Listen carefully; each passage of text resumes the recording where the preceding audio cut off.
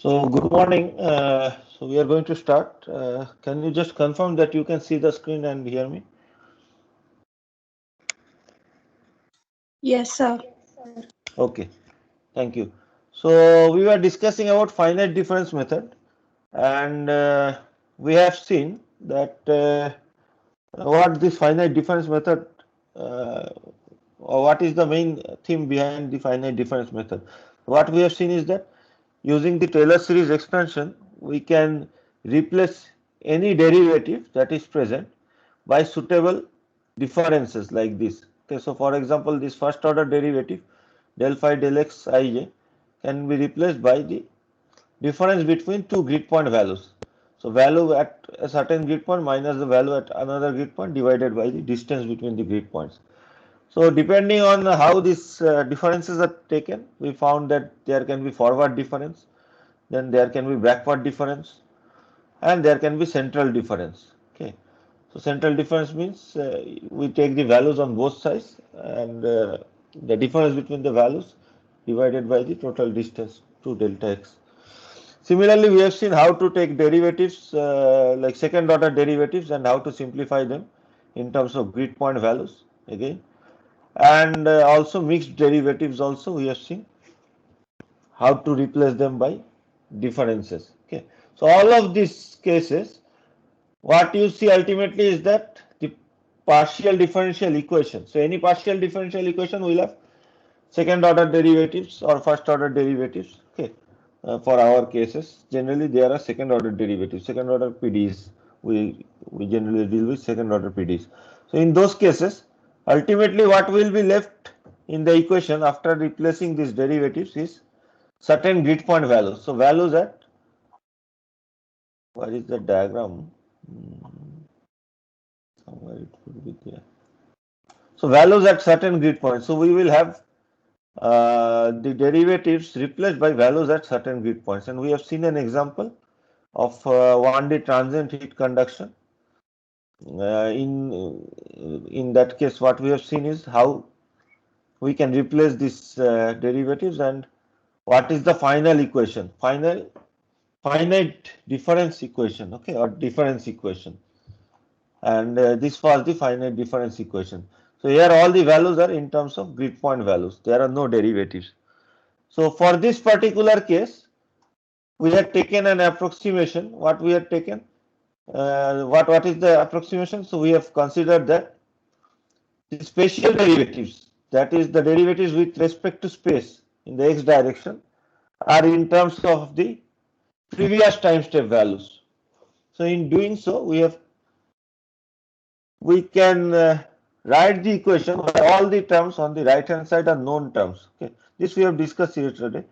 So all the terms on the right hand side are the known terms, and there is only one unknown term on the left hand side. So directly we can solve the equation to get the unknown in this case. So this we had seen the algorithm also. So for example, to find the value at any point like this 2 comma 2, we need the unknown values of the three grid points below it from the previous time step. Okay, similarly for this value, we need the grid point values of the previous time step for the three grid points at the same grid point and its left neighbor and the right neighbor. So like this we can proceed for any grid point. So for example, to find the value at I comma k plus 1, we need the value at I comma k, I minus 1 comma k and I plus 1 comma k. Okay. And this will be already known from the previous calculation because we proceed from k equal to 1 and we will find all the values at k equal to 2. Then once we find all the values at k equal to 2, we will find all the values at k equal to 3. Then once we find all the values at k equal to 3, we will find all the values at k equal to 4, and like this we will march along the direction of k. Okay, this is known as time marching. So this method is known as explicit method, what we have discussed here, where you directly get the solution from the previous time step values. Okay. So we will study slightly more details about explicit and implicit approach. We have seen the explicit approach. Let us also see what is the implicit method. Okay. So what I am going to do is I'm going to show you in terms of grid point values how these are determined. Instead of going through these notes, we will come back to the notes in a minute. So for example, if we have a grid like this, I hope you can see the whiteboard. Again, drawing will not be accurate. Say this is the x direction and this is the time direction. Okay. And we have grids like this.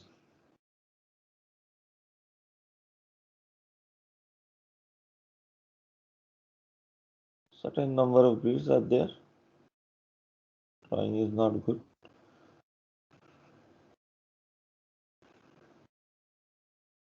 Okay. So anyway, you will understand. So to find this value, let us call this point as I comma k plus 1. Okay. This is k plus 1. This is k. This is I minus I plus 1 and I minus 1. Okay. The indices. So we in explicit method what we were doing was we were using these three values to find this value, right? So based on the previous three values, we were able to find this value. And these three values were known values from previous calculation because these were calculated from the previous line value. Okay. Now in implicit method, what we do is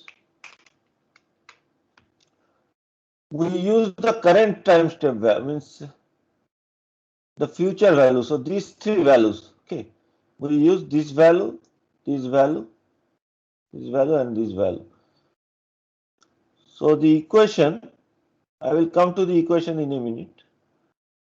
But the equation will be written in terms of the k plus 1 value for the spatial discretization and time discretization, obviously, with the k plus 1 and k value. So there will be three unknowns in the equation. In a single equation, there will be three unknowns, and you cannot solve the equation to find the value directly. Okay.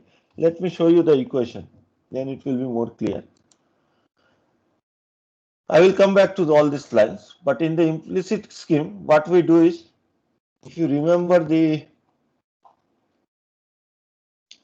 finite difference approach for the explicit scheme, it is too small. We had written the spatial derivative as alpha del square t del x square as alpha ti plus 1 comma k, this term, minus 2 tik plus ti minus 1k. So in terms spatial derivatives are all in terms of old values, known values. Here we will write in terms of new values. Okay. Alpha ti plus 1 k plus 1 minus 2 alpha 2 ti k plus 1 plus ti minus 1 k plus 1. So all these are new values, the top values. And all of them are unknown because we have not yet solved for this line. So when you write this equation, you have three unknowns. So ultimately, when you write the entire equation, there will be three unknowns. Okay. So how will it look like equation? So we will say I have this del t is equal to, I hope you can see this, del square t del x square. This is our equation for this same problem. So del t we can write as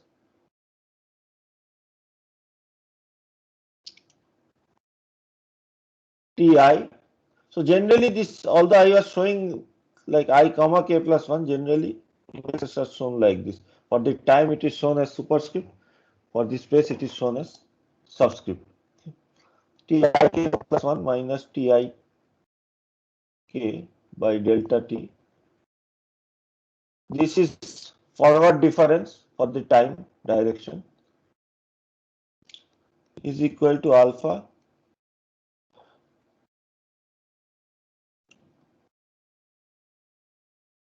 ti plus 1 k plus 1 minus 2 ti k plus 1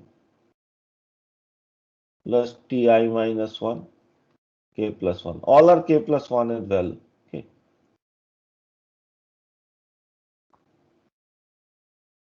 delta x square. Let me just check once. Delta x square, right?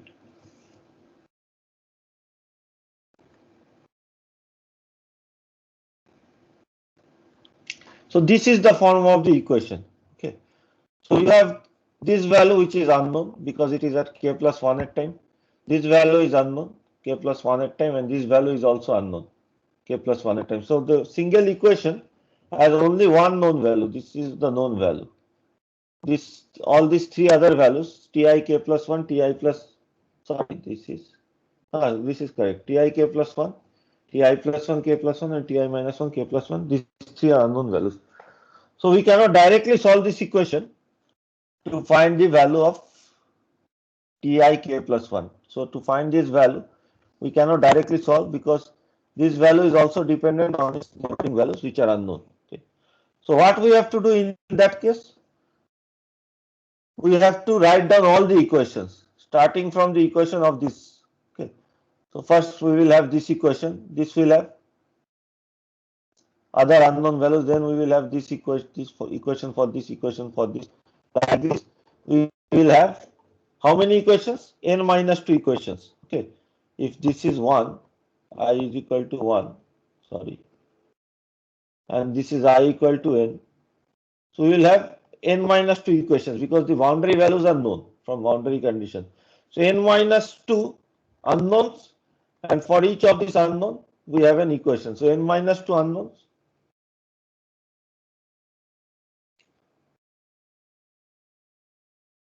and n minus 2 equations will be there. Okay. And we have to simultaneously solve them. So it is unlike explicit method. In the implicit method, directly you cannot find. You will have a set of equations and you have to simultaneously solve them. So if n is large, say if n is 100, so you have to solve simultaneously 98 equations to get the value of 98 unknowns. And that is the difficult part for the implicit method. Okay. I will come back to the notes and again I will go back to this discussion in a minute. So explicit and implicit approach. For any time dependent problem, the solution process is known as time marching. Okay. Remember that all the properties at kth time step is known but from previous calculation. Okay. All the properties at kth time step is known from previous calculation.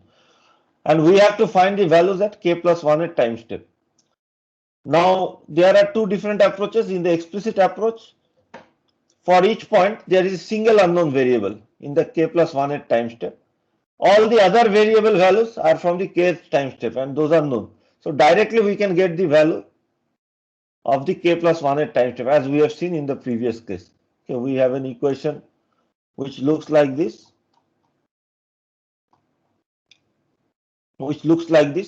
So only one unknown value is there and you get directly the value from the known values. Okay. This method we have discussed previously in yesterday's class is known as explicit method. Okay. So what is the advantage? You get immediate direct solution of ti k plus 1 and a single unknown variable is there at each point, for each point. Okay. On the other hand, in the implicit method, for each point at k plus 1 at time step, the unknown value is also dependent on its neighboring values at the k plus 1 at level. So for example, the calculation of this value at the center will depend on its two neighboring values. Okay. So there are three unknowns for this equation. For a single equation, there are three unknowns. So you cannot solve the equation directly to get the value. Okay. So ultimately, you have to consider the equation for all the values. Then you will have n minus 2 unknowns and n minus 2 equations. So you have to simultaneously solve the system of equation. Okay. So need to solve the system of equations. So now in this implicit method, again there can be different types of implicit method. Okay.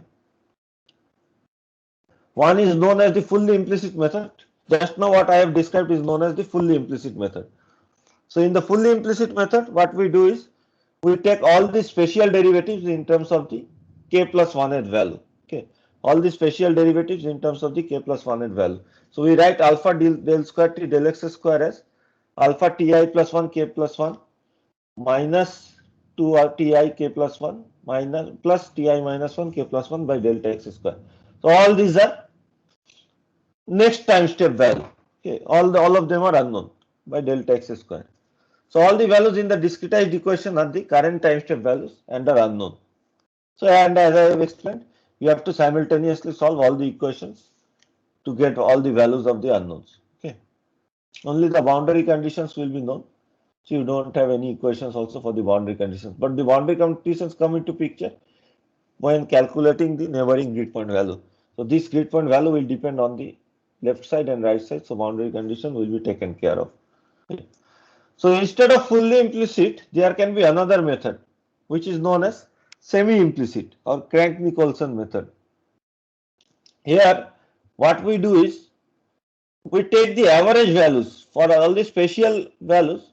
We take the average values. Okay, so to calculate the value at say the ith grid point, instead of taking I k plus 1 or I k, we take the average of I k plus 1 and I k. Okay.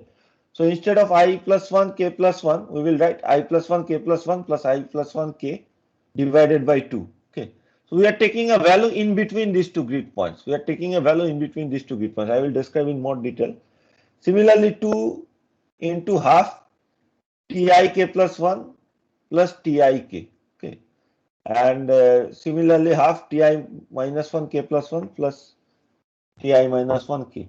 So we are taking a value which is in between these two values. Okay. And when we do it, again you will have three unknown values in the equation and three known values will be there. So the equation cannot be directly solved still because there are three unknown values. The I k plus 1 is values are the unknown values. Again, you have to solve simultaneously for a set of equations. Okay. That's why this is also known as, so all these are part of implicit schemes because you have to solve the equation simultaneously. But this is a different form of implicit scheme because you are also averaging out the values in terms of the previous time step values. So this is known as semi-implicit, okay, average of current and previous values. So any general implicit scheme can be written by using a weight factor W which varies from 0 to 1. Okay. So how much weight we want to take of the current time step and of the future time step, that is up to us.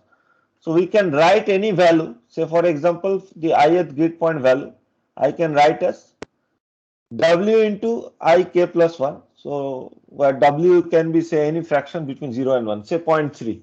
So 0.3 into I k plus 1 plus 0.7 into I minus, I k. Okay, 0.3 into I k plus 1 plus 0.7 into I k.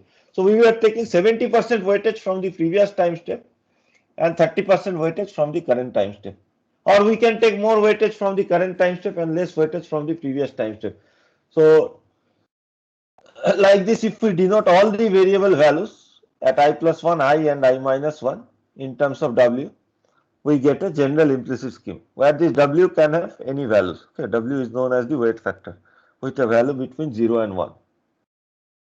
So if W is 0, what does it mean? So all the new time step values will vanish. So W into Ti plus 1, K plus 1, this will vanish because W is 0. This will vanish and this will vanish. And you will be left with 1 into Ti plus 1K plus 1 into Tik. This 2 is also already there plus 1 into Ti minus 1K. Okay. So this will become a fully explicit scheme. If W is 0.5, this becomes the semi-implicit scheme or Crank-Nicolson that we have just seen now. And if W is 1, you get the fully implicit scheme. All the old time step values vanish. Okay. So in general, any scheme which is not explicit is called as implicit scheme as their solution process is similar. Why the solution process is similar? Because you have three unknowns in each equation. Okay. So you cannot directly solve the equation. You have to simultaneously solve all the equations to get all the unknown values. The number of equations will be equal to the number of unknowns and you can solve them simultaneously. And there can be very large number of equations. So for example, I can have 1000 divisions along the x direction in a real CFD problem. So I will have 1000 equations and 1000 unknowns. Okay. So simultaneously solving them is a very computationally intensive task. Okay. So let me go back to the diagram. to show you what is meant by physically what we mean by this implicit and explicit scheme. Okay. So this is there any question on this implicit method? Because this may be slightly confusing. You should ask me questions. So the fully implicit scheme, we take the spatial derivatives with respect to these future values. For the explicit scheme, we take the spatial derivatives with respect to these values, these three values. For the Crank-Nicolson or semi-implicit scheme, can I zoom it?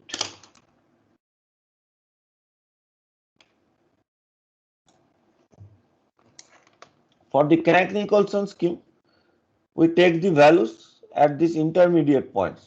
Okay, at the intermediate points. So what is the value at this intermediate point? It is the average of this value and this value. For this point, it is the average of this value and this value. And for this point, it is the average of this value and this value. So we do the spatial derivatives or simplify the spatial derivative in terms of these midpoint values. Okay. So this, because there is no direct value for these points, you take the average of this value and this value. Okay. I will zoom in once more. I will draw a zoomed picture. Okay. For that region.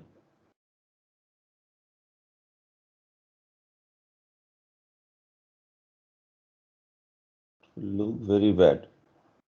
Let us not do it like this.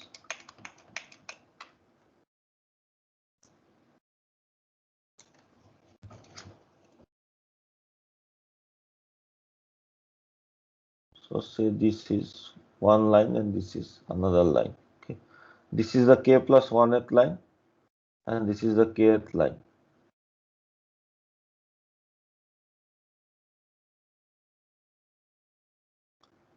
This is I plus 1 and this is I minus 1.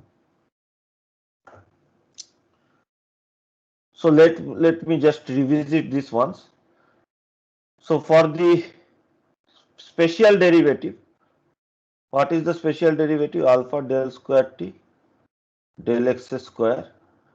These t values for the explicit scheme we take these three values and calculate the spatial derivative in terms of these three values. Okay. So I minus 1 k, I k and I plus 1 k. For the implicit scheme, we take the spatial derivative in terms of these values. Okay, in terms of the k plus 1 value. For the semi-implicit scheme or Crank-Nicolson scheme, we take the value in terms of the values here. There are no grid points here. Okay. But we take the values at this point. So because there is no direct value here, for each point we have to take the average of this value and this value. For this point we have to take the average of this value and this value. For this point we have to take the average of this value and this value. Okay. Now for a general implicit scheme, we can take any W, say W is 0.7. It means that the future time step has more weightage. So that value will be at 70% along this line. So say some point along this line, okay, at this point. So this is for W equal to 0.7. So the distance from the bottom is 0.7 and sorry, yes. And from here it is 0.3. Okay. So this has more weightage because this value is near to this line. The future time has more weightage. What about W equal to 0.1? Where will the values be taken? W equal to 0.1 will be very near to the explicit scheme, something like that. Okay. The weightage of the previous values is more. Is it clear or any question is there for this? Fully implicit, fully explicit and semi-implicit. Is this clear for everyone?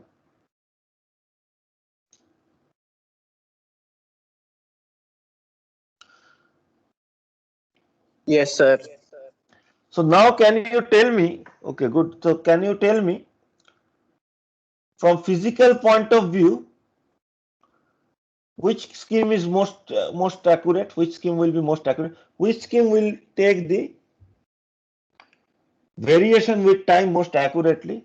Can by looking at it, can we say whether the fully implicit scheme is more accurate or fully explicit, or the semi-implicit scheme? Which one will be more accurate representation of variation with time? Let us forget about the W means weight factor cases. Let us only consider the three cases: the fully explicit, fully implicit, and the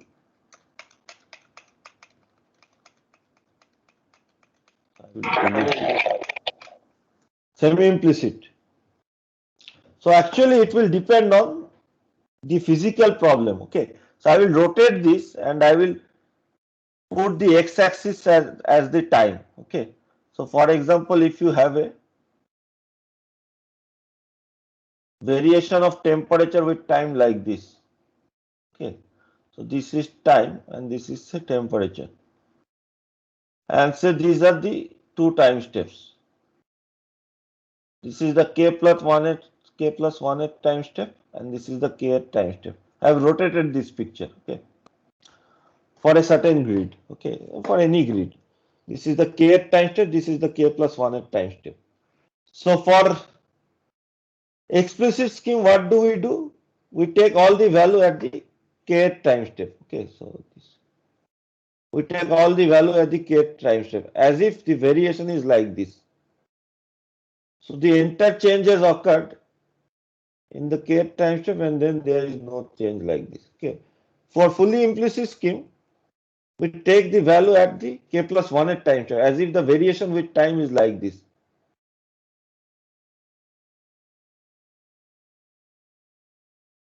Means initially itself. So let me write this as,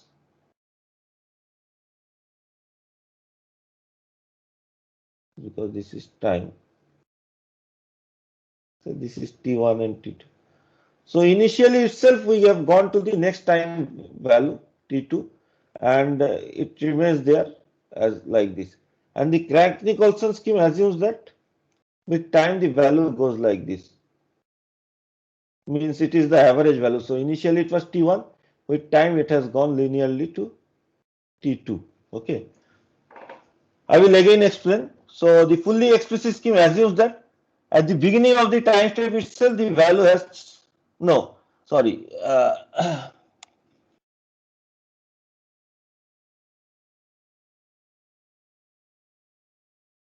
have wrongly described.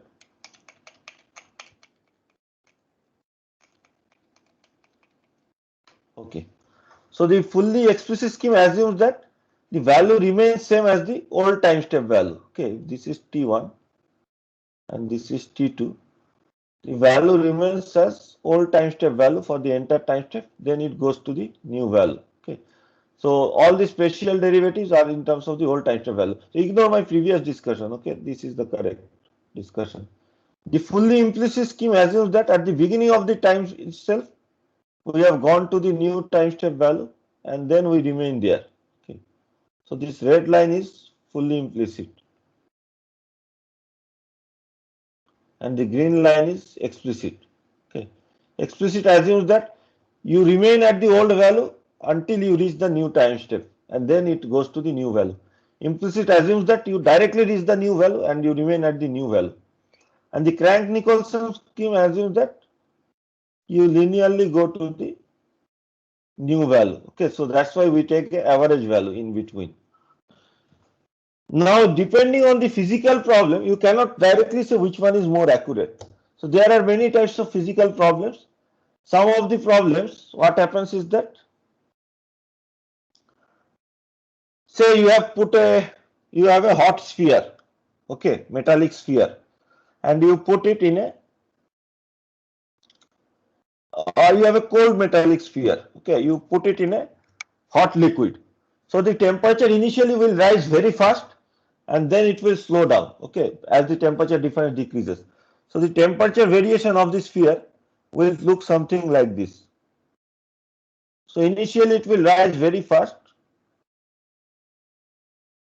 and then it will slow down. So it will go like this, okay.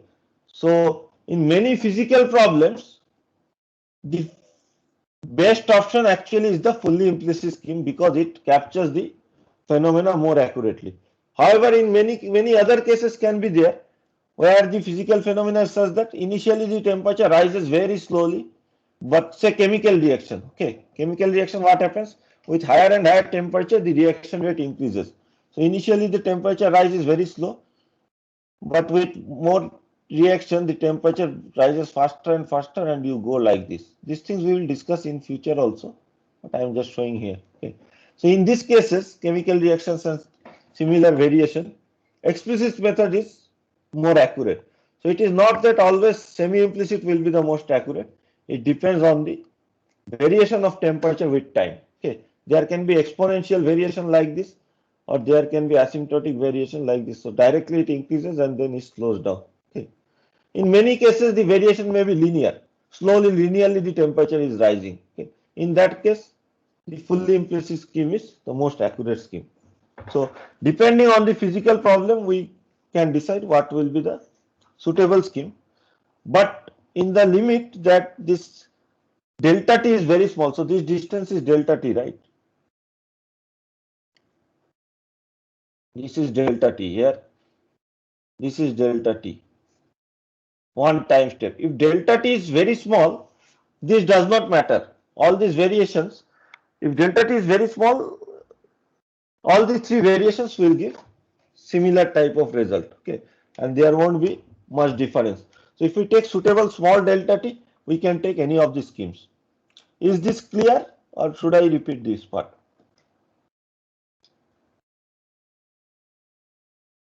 Or is my analogy clear? That say you have a very hot sphere at 1000 degrees centigrade. You put it in a cold liquid water, okay, at 30 degrees centigrade. So which scheme do you think will be the most accurate representation of temperature versus time? Fully implicit, semi-implicit, or fully explicit?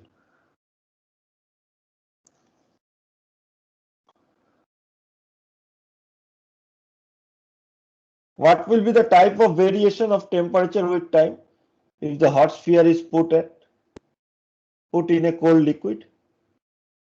Will it be like this? Will it be like this? Or like this?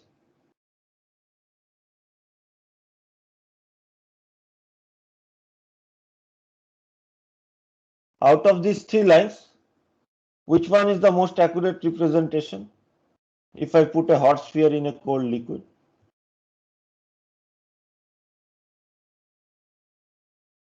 The blue line, red line, or the green line?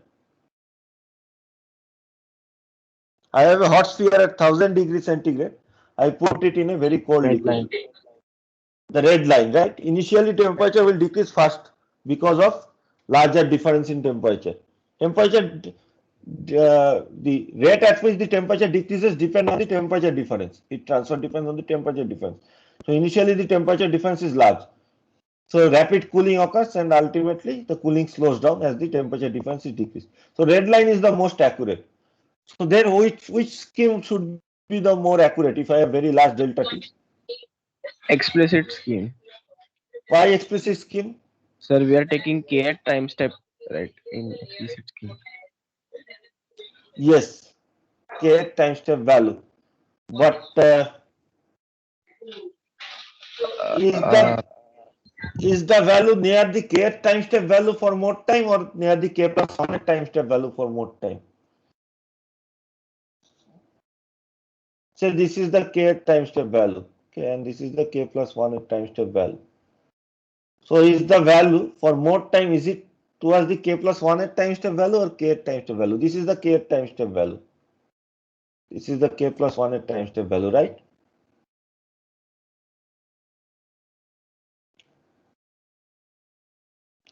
sir, it is decreasing fast, so it is more towards k plus one at time step value, I think. It is more towards k plus 1 time step value. So the So implicit scheme, sorry. implicit scheme will be the more accurate scheme for this case. But if I take very small delta t, say I take delta t like this, 1000 divisions, then it will be almost like linear. So any of the methods would be okay. But if you take large delta t, in this case, the implicit will be more accurate. Okay. So I hope this is clear. Okay. So there are many types of schemes. So generally they are divided into explicit and implicit scheme. In implicit, we can have again fully implicit, semi-implicit, or general implicit scheme, depending on the weight factor. Okay. So what are the advantages and disadvantages of these schemes? Okay. One thing which we will discuss again in the next class, but let me just briefly give you a hint, is that for the implicit, any of the implicit scheme, for any of the implicit scheme, the equations have multiple unknowns. Okay, whether it is semi-implicit or fully implicit, any implicit scheme has multiple unknowns. So I have to write the equations. The equations comes in this form: Tik plus 1 is equal to some value which is in terms of alpha delta t and delta x squared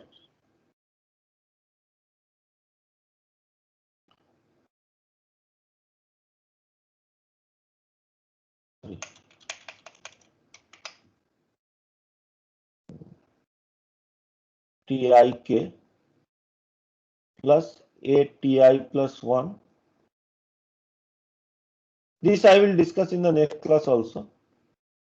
Plus BTI K plus 1 plus C Ti minus 1 K plus 1. ABC are coefficients depending on alpha delta x delta t. Okay. So all the implicit schemes have equation in this form. Okay. In some form. So this is known value. So instead of the known value, we can write this as all the known values we can put together as part of D. Okay. So Tik plus 1 is equal to A Ti plus 1 K plus 1 plus B Ti K plus 1 plus C Ti minus 1 K plus 1. Say this is B dash, just because this is a coefficient. So ultimately all the equations can be written like this: A Ti plus 1 K plus 1. By taking this value to the other side, B Ti K plus 1 plus C Ti minus 1 K plus 1. So this is D dash is equal to D, where D is equal to minus D dash. Okay, forget about the top equation. Forget about this. So all the equations can be written in this form. Okay, three unknowns are there and a known value. Okay. Similarly, for the next point we will have. So if if I is 2, we can write this as AT3 K plus 1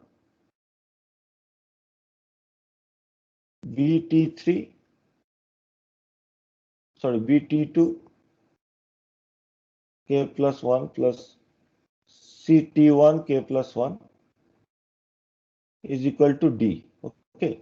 Similarly, for the next equation, we can write IT4 K plus 1 plus BT3 K plus 1 plus CT2 K plus 1 equal to some other value. Okay. If this is say D2, this is D3. So all the equations can be written in this form. I will discuss this in next class, but you will have three unknowns in each equation. Okay. So if I write all the equations, I will get the number of equations equal to the number of unknowns. So n minus 2 equations, considering that I varies from 1 to n. Okay, I goes from 1 to n. N minus 2 equations and n minus 2 unknowns will be there. So simultaneously we have to solve these equations. Okay, so this can be written in a matrix form, and we have to do matrix inversion to get the correct result. So all the coefficients come into a matrix. This I will discuss in the next class. All the unknowns come into a vector like this, and all the known values come into another vector like this. Okay. So this is the coefficient matrix. These are the unknown values, and this is the known D values. So we will discuss how to solve this starting from the next class, solution of the equation. But what I mean to say here briefly is that Solving it is not very easy. Okay, if you have 1000 equations, you need a 1000 by 1000 matrix inversion, which is a very difficult task. Okay, computationally intensive. And this will be clear in the next class, where we discuss more about the solution. Okay, let us come back to this explicit and implicit scheme. So advantages and disadvantages of explicit method. Main advantage is that there is separate solution for each equation. Okay, directly you can get the value. There is no other problem. Each equation you directly get the value by solving based on the previous values. Okay, you don't need simultaneous solution of many equations. Also, it is very easy to set up. So writing a code is very easy for this explicit method. That's why I have given the assignment of writing a code for the explicit method. Okay, because implicit method you need to simultaneously solve all the equations, which is much more difficult. These are the advantages. However, there is a big disadvantage. So this needs some sort of stability criteria. Okay, so the delta t value needs to be sufficiently small, otherwise the simulation is not stable, means the solution uh, does not come correctly. Okay, and this delta t needs to be lower than a certain value of delta, means based on delta x, it is proportional to delta x square. So say if certain value of delta x is there, the delta t needs to be below a certain value. You cannot take large time step. So if you need small time steps, what it means? It means that you need more number of time steps. Say I need to simulate from 0 second to 100 second. So in the implicit method, I can take a time step of 1 second. So I will need 100 time steps, 100 division along the k direction. Okay. But in explicit method, I may need 1000 time steps. So 1000 times I may have to calculate because I have to take small delta t. If I do not take small delta t, the solution will become unstable and the results will diverge. Divergence means the results go in the opposite direction. Instead of going towards the correct direction, it goes towards a wrong value. Okay. So the main issue with this is that if you have a fine grid structure, if you take small delta x, the delta t is proportional to delta x square. Okay. So then you will need to take very small delta t. Say I have 10 divisions, okay, along the x direction, and or I will give numerical values. Okay, I have each division equal to 10 millimeter along the delta x direction. So and you need a time step of 1 second for that. Now instead of 10 millimeter, if I want to take 1 millimeter grid point, 10 times if I want to reduce to more accurately capture the physical phenomena, then instead of 1 second, because it varies at the square of the delta x, I have to take 0.01 second at this time step. Okay, so 100 more number of time steps I have to take just to decrease the grid point value by 10 times. Okay, so you can imagine that it will take so much time to run for fine grids. Okay, the runtime for fine grids is very large. However, the simulation per time step is less because in a single time step you don't need to do any matrix inversion or simultaneous solution of equations. For a single time step, it is quite fast. But you need more number of time steps. On the other hand, for the implicit method, we need simultaneous solution of a system of equations, which is very much more difficult. And the runtime per time step is more. In a single time step, you need to do more calculation because you have to solve all the equations together. Okay. However, positive is that you can take larger delta t value. Okay, we can take large value of delta t because delta t is not dependent on delta x. It is independent of delta x. Even if I define delta x, I can take large value of delta t. Another drawback is that it is more complex to implement. Means you have to write a more larger code. You have to do more calculations and write a larger code, more complex code for implementing this. Okay. One side effect also is that the truncation error can be large if delta t is large. Okay, truncation error, remember, is proportional to delta t. First order, it was first order dependent on delta t, right? So in explicit scheme, we have to anyway take delta t as small.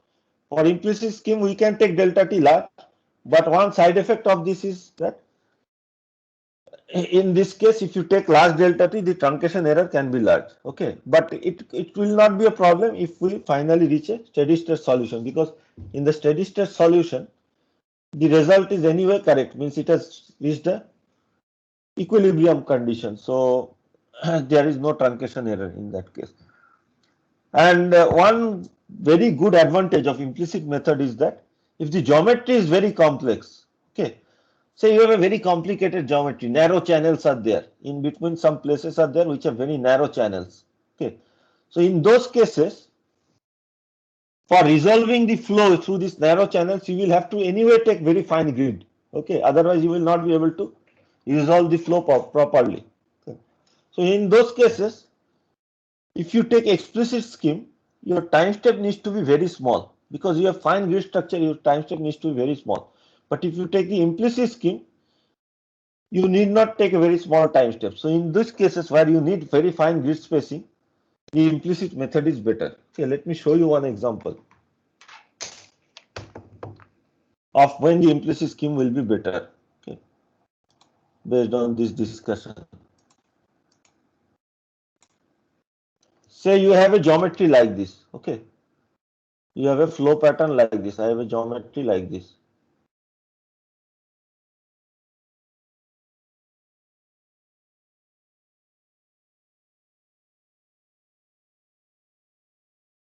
Certain flow channel is there, okay, and some inlet is also there.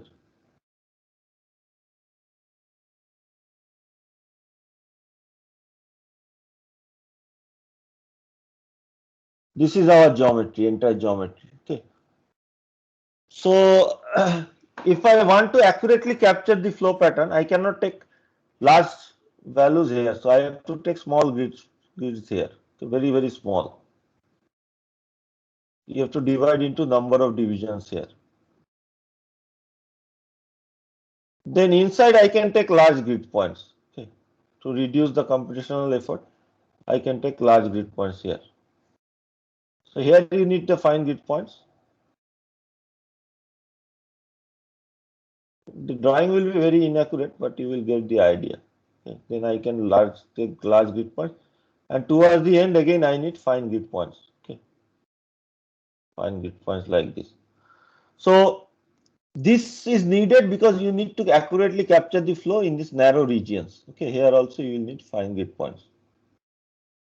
So if you use explicit method, for just for the small location, because the delta x is very small, for the entire domain you need a very small delta t, okay, in explicit method. But for implicit method, you can take large delta t in these cases, and the simulation will be faster, because here you don't need fine grid for the entire domain. Only for a small region you need fine grid, but for that, to accommodate that, you have to take delta t small for all the region, means because this is a single delta t, right? You need a delta t which is small for the entire calculation in the explicit method, which is not good. So for this type of problems, the implicit method gives more accurate, not accurate results, is computationally efficient. Okay. Any questions? So in the next class, we will go into simultaneous, we will see how to solve the simultaneous set of equations. Okay, simultaneously solve the set of equations as we get in the implicit method. There are various techniques for solving them. Some are known as direct techniques, some are known as iterative techniques. So in the next few classes up to the mid-sem, we will focus on the techniques for solving the equations, okay, governing equations that, sorry, the uh, difference equations, technique for solving the difference equations that we get, or discretized equation for finite difference method. Any questions? Or is everything clear? So read about this from any of the book, explicit and implicit method. This is a very important concept in CFD. Generally, we don't means while writing a code for simple methods, we generally use explicit scheme because it is very easy to write the code using explicit scheme. But when you are developing a software which will be widely used, then you need to provide both the types of methods, explicit or and implicit, so that the user can choose which method to take, okay, depending on the problem definition. Questions? So note is already uploaded in the portal, okay, so you can take a look at the note for the finite difference scheme, and if there are any doubts, please feel free to ask me in the next class, okay, because these concepts are very important. So once you go through it and try to think about the cases, about the explicit and implicit case, it will be more clear to you. So if there are no other questions, we will stop the class here, and we will meet again next Monday, okay, with the new topic. And I will before that I will send you the assignment problem, formal statement. You should start working on the assignment problem, okay, that programming assignment. I suggest that you use MATLAB for that, so you will learn MATLAB also. If you have not already learned MATLAB, MATLAB is very useful in industry. Okay, most of the industries use MATLAB.